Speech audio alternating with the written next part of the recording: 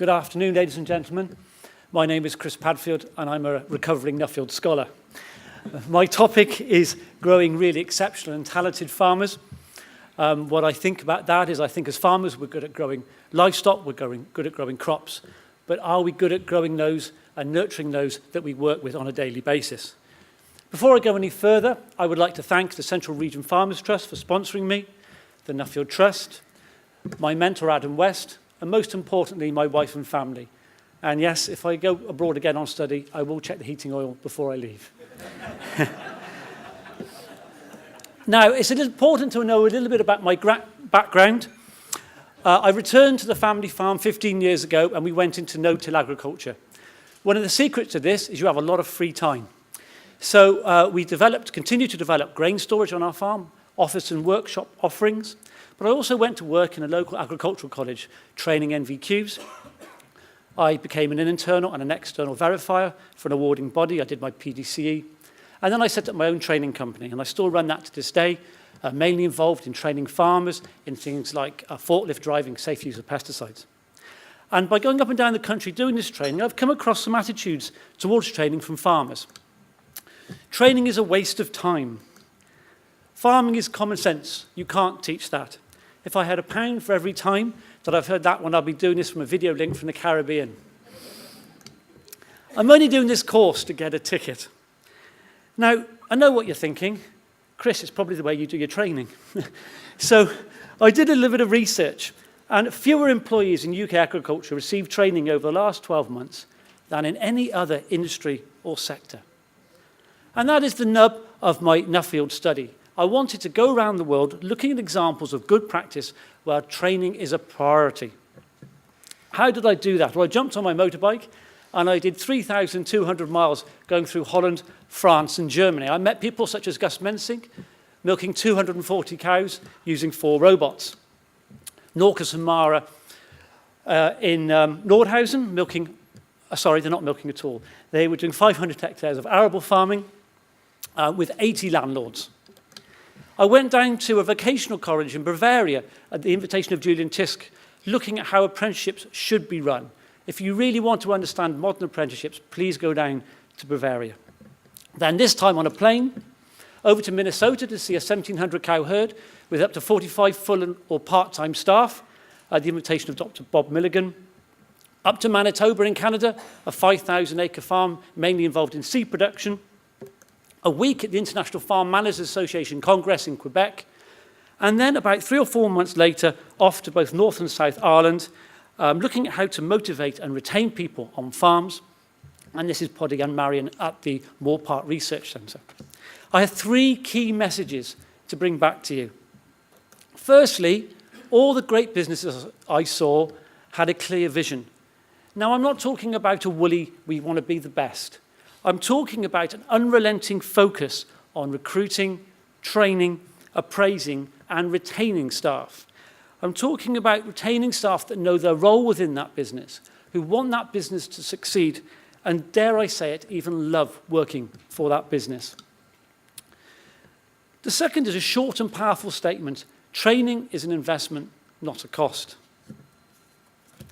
And the third point is that the UK agriculture industry needs to present itself as a professional career with structured training and CPD. I had a young man work for me this year in our grain storage business, and we sat down on a wet day, and I tried to talk to him about planning his career for the next 40 years. And it's very difficult if there's not a clear framework to hang that career structure on. So I'm now going to visit each of these 3 points in turn. Firstly, the vision thing. Do we really live it? Now, I went out to visit Randy Lewis, and he really inspired me. Randy Lewis had been the senior vice president of Walgreens, one of the largest pharmaceutical retailers in America, and he was in charge of the logistics chains as it grew from 1,500 to 8,000 stores. Now, that in itself is impressive enough.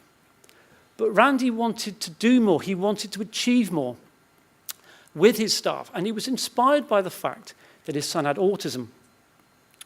And what he wanted to do was to employ those that are differently able to disabled at the same rates of pay, at the same conditions and the same standards as everybody else.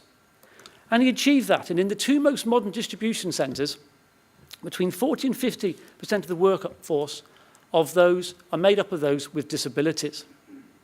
And what really inspired me was his ability to get the whole workforce to run with that idea, to own that idea, and to make it work.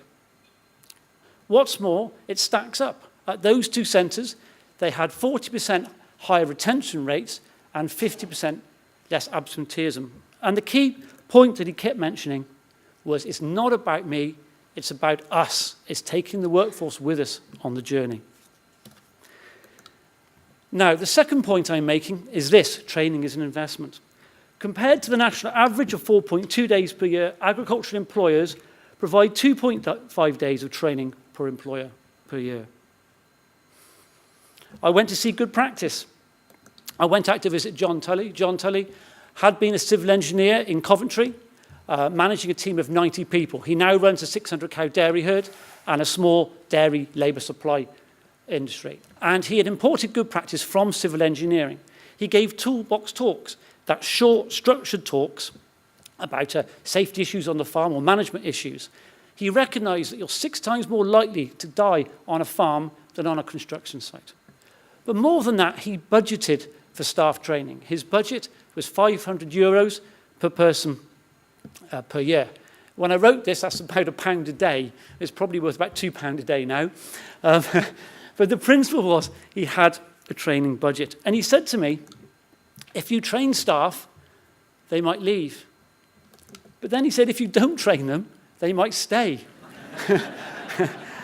And what John wanted was a defined training program that reflects that agriculture is a respected career and has a clear progression.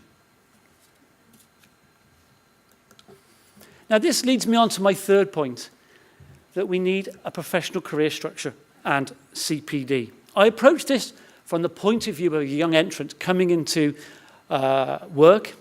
They are likely to work on a family farm. They probably don't have their own farm to fall back on. And this next point is very interesting. In UK agriculture, 88% of farm businesses employ 4 or less people, most of whom do not have HR departments or formal training plans. So that young entrant going on to farm is going to find it quite difficult to get training. It is unlikely that that farm will have the resources to do regular appraisals, the resources to do training needs analysis. So you need the help of an outside organisation to help plan that career and provide the training. So how does that farmer, how does that young entrant access training? Now, the skills development in the UK is quite a complex picture. There are a whole lot of organisations influencing skills development. There are a whole lot of market drivers, such as the supply chain and assurance schemes. There's provision, both accredited and not accredited, and there are some professional recognition bodies. Now, those of you at the front will not have time to read that slide, and those at the back would have wished you'd gone to Specsavers. What I've put this slide up for is to show that in the UK we do not suffer from an issue of supply of training. I think, in my opinion, we struggle with an issue of navigation of the training world. And often the default position for most farmers is that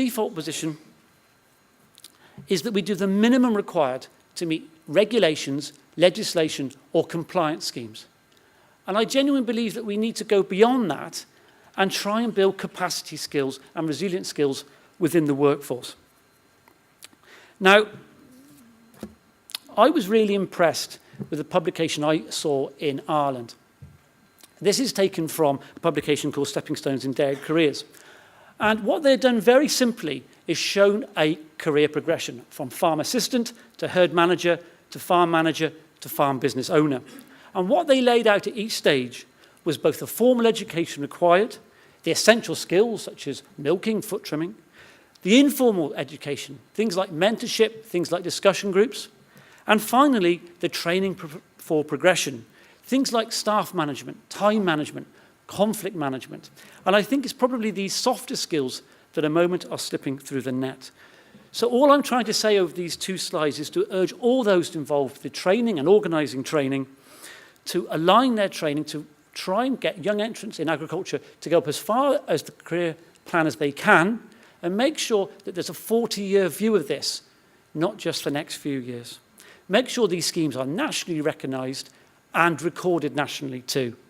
So to summarise this slide, CPD is giving someone a certificate, is not giving, sorry, I got that completely wrong. I'll try that again. CPD is not giving someone a certificate, it is growing them as a person. There's nothing like borrowing up your own punchline. So finally, I'm going to finish this talk with my 3 key points. When it comes to vision, at the very least, aim to be an employer of choice.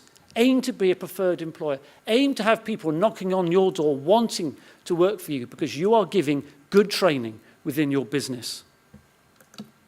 Training is an investment. If you are waiting for people to subsidize your training, you are not delivering the right training to the right people at the right time. Look at the return of investment of training. And finally, I would like to urge each industry sector within agriculture and agriculture as a whole to concentrate on a professional career structure. Now, I think we're doing this very well, and I would particularly point to the poultry and pig sector that have made some great strides in this, and I think it's up to the other sectors to catch up with it. So my 12 minutes is up. Thank you very much for listening. Goodbye.